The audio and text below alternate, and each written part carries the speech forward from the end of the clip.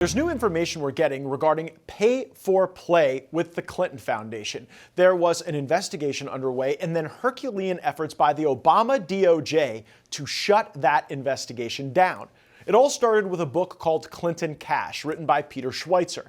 That book lays out in detail how the Clinton Foundation was basically a money laundering operation. People gave money to the foundation and then they got an FOB designation on any request that they made to the State Department. Do you know what FOB stood for? Friend of Bill. That meant the person who got that designation had likely paid off the Clintons through the foundation to get preferential treatment. It means your government was for sale. In 3 separate cities, this book spawned investigations: Washington, D.C., New York, and even Little Rock, Arkansas. As these investigations were rolling, I was concerned that the DOJ had been compromised. I called for a special counsel back in 2017. With so many at the FBI and the Department of Justice conflicted, we believe a special counsel is appropriate. And the question for the Attorney General is, what are you waiting for? We have a mountain of evidence and we need to see action quickly. Otherwise, the American people start to question whether or not there really is this double standard where we're subjecting President Trump to scrutiny that the Clintons have never been subjected to. Right. And I was right. They never were subjected to that scrutiny. A special counsel was never appointed. Hillary got away with it. And we can blame former Attorney General Jeff Sessions for that failure. But now, thanks to a newly declassified memo, we see that then Deputy Attorney General Sally Yates demanded these investigations into the Clinton Foundation be shut down. I was right back in 2017 that they were never really subjected to the scrutiny that they should have been. And another reason is Andrew McCabe. He was deputy director of the FBI, and it looks in these memos and documents like he played a key role in swatting down legitimate investigations. Remember, at the time, the director of the FBI was this guy. Taylor Swift and I go way back. I went to my first concert of hers 15 years ago. I'm in a family's Swiftie group chat. I know all her music and I listen to it in my headphones when I cut the grass. While our elderly makeup-covered president is posting about whether Taylor Swift is still hot and declaring that he can't stand her, what's she doing?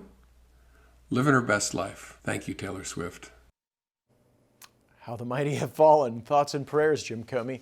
Isn't Comey obviously wearing makeup in that video where he's making fun of someone else wearing makeup? It's just so cringe. But now we know that the Clinton cash allegations were never properly investigated because those investigations were killed in their infancy. So we thought we'd bring on the author who started it all to react. He's the president of the Government Accountability Institute and the author of Clinton Cash, the untold story of how and why foreign governments and businesses helped make Bill and Hillary rich, Peter Schweizer. Peter, when did you first learn that your book had ignited these 3 investigations in D.C., New York, and Arkansas? Well, Matt, it's great to be on with you. Yeah, the book came out in May of 2015, and I got calls from people in the FBI. These were the field officers by the summer of 2015. And at the end of the day, there were at least 4 FBI offices, field offices, that were investigating this: Little Rock, Arkansas, New York, Boston, and strangely enough, a FBI office in Lagos, Nigeria, who had an audio tape of somebody bragging that they had given money to the Clintons and were now getting official favors. So that's kind of when it kicked off. And my experience was, maybe you had a similar experience in your oversight in Congress. The field officers wanted to pursue this. They were very professional. And then almost immediately by early 2016, I was starting to get reports indirectly that leadership was shutting this down. Did you know at that time who in leadership? Because it seems from what Kash Patel has put out that this really did come from the very upper echelons of the DOJ, and it's the type of stuff like they accused us of. What's so crazy about this, Peter, is the whole time they were investigating Donald Trump for obstruction of justice, they had just come off of the obstruction of justice wave of the last administration.